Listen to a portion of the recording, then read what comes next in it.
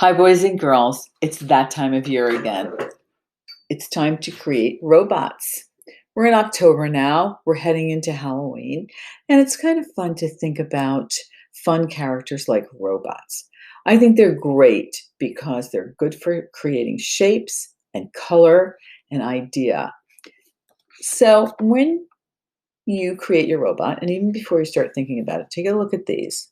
They're very colorful. That's number one. So I want you to think about color, design, and shape. And then I want you to think about what's your robot going to do? So my robot is actually going to help me in the art room. I need somebody to help me sharpen pencils, get my crayons ready, because many times these crayons go from a beautiful point to a very small point, and I need to keep creating. You can start out with pencil if you'd like. You can do a little sketch before you do your actual robot. I'm going to work with Sharpie because I think you can see it better. All right, now think again. Color, shape. One of the easiest shapes for the head, and I always like to start out with the head, is a square. So go ahead and give yourself a nice square. Try to start at the top of the paper, not too far at the top. So if you want to do some kind of a funny antenna, you need some room. So here, let's do something fun. This little art teacher robot definitely has to have a good brain. So he's going to have little lookouts up here thinking about what I need. Then for fun, let's add a little bit of more brain up there. All right, you're probably thinking, okay, where are the eyes? Coming next. Circle eyes, oval, square. All right, circle eyes. Here we go. I'm just thinking. I think I'm going to do oval. Now, ovals are hard. Think of a football, something oval shaped. Almond, football, your eyes are almonds. I'm going to give mine big eyelashes. Really big eyelashes. Just for fun. Now I'm looking into the camera here. I don't think you can see them. So I'm going to come a little closer. There you go. Eyelashes. And boys, we're not going to leave you out. You can get as creative as possible. All right. This little one's going to help me in the art. All right, noses. Now, all right. Think about what you could use for a nose. How about just simple square and little breathing nostrils in there? And then a fun mouth. She's going to be very happy because anything I ask her to do, she's just going to do it. Okay. All righty. Next step. I'm going to put an apron on her, so I have to think about it for a second. So let's get her head in here. Let's get a rectangle for the body. So always thinking. Before I draw all the way down, I'm thinking because I'm actually not going to be using an eraser. You can always use a pencil and then an eraser, and then you can erase, but I can't. Okay. Next step. Let's put her feet in, or her legs in rather. And let's get her good strong legs and good size shoes. And I'm going to put, because she needs to move fast, and let's put little roller skates on her so she can move quickly in the art room. Or in my studio actually here. She's going to move fast. So you're always thinking about what is your robot doing? Like this one is moving along. All right. Drawing it first, then thinking about color. Okay. So arms. Before I do the arms, I'm going to pull a smock. Nice pocket. Put a few pencils, maybe paintbrush, a few little utensils in there. Okay. Arms. Nice, good size arms. Okay, now hands. Gotta think about what kind of hands would be good. Well, she's going to be picking up things, so let's just give her really big hands so she can definitely hold on to the crayons that I'm going to need. So I'm actually doing the hands and the crayon all at once.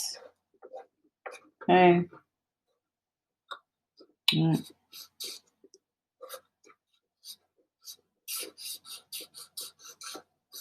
There we go. She's got big hands.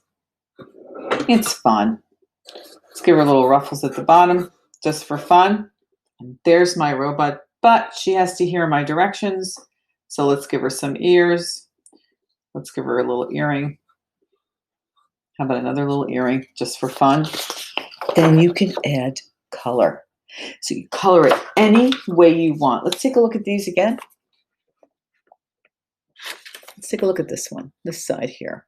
Okay, one arm is up, the other arm is down. All right, if you would like that. And this is a nice rainbow color for here. So the next thing you do is think about what else it needs. I think she needs nail polish. Okay, there's always something you could put on. Then you start coloring in. Now, you can use markers, thin markers for small areas, or you can use large crayons, or you can use medium crayons. So I'm going to let you color it in. I'm just going to color it in just a little bit. I'm using a marker. And the best way to use a marker, if you want to go quickly, is use the side of the marker. Looks like a cone at the top. The tip is for thin designs. The edge is for thick. So if you want to fill it in quickly, you're going to move your hand this way and pull it down. All right. And this gives you success in your art and not to feel like, oh, it's going to take me so long to add color. So no, you just use the edge. All right. Now, if you're a crayon person and you like crayons, go ahead and fill it in with crayon. All right.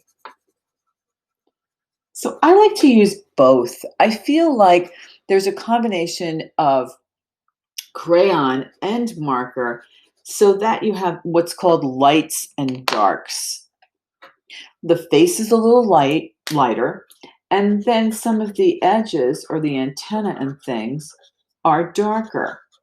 Now, the reason I picked up this little thin-tipped pen is I just want to get to the edge here. All right, that's filling in the edges. All right, back to the face. I kind of went back and forth. I tend to do that because I'll look at my whole picture and think, all right, I'm doing the face kind of pinkish. Where else can I get something that has a darker color to it? And how can I add my colors to be light and dark? So again, and the nose, well, I like this purple, so maybe I could do the nose purple. So, you know, that's how your choice of color comes in. Now, before I end, I wanted to show you something that I thought was really cute. I'm going to find it. If you wanted to add like little dotting, okay, I wanted to add like a little dotted design. So let me see if I can show you how to do something like that. If you had a color like this, say you put a color over it first. I like a little bit of crayon, light crayon. Then take a darker color. Let's get a darker color. Let's get a blue. All right. So you take a darker color and then you can do some dotting. Now, dotting is a really cool technique, but you just can't dot the paper. You want to have background. think I was just saying that red wasn't going to show up, and I was right. Because I actually started with a pink background. Here, let me show you what I just accomplished. There it comes. Okay, so it's a little bit of dotting. See a little bit closely. And then accenting. I'm using the thin-tipped marker again, and I work in a circular motion. And I can work quickly in a circular motion. I can get a lot of movement instead of pressing really hard on the marker. And then what happens is your marker tends to break. There we go. All right, boys and girls. I want you to have a really good time with this. All right? It's robot fun. Enjoy it, and I'll see you soon. Bye.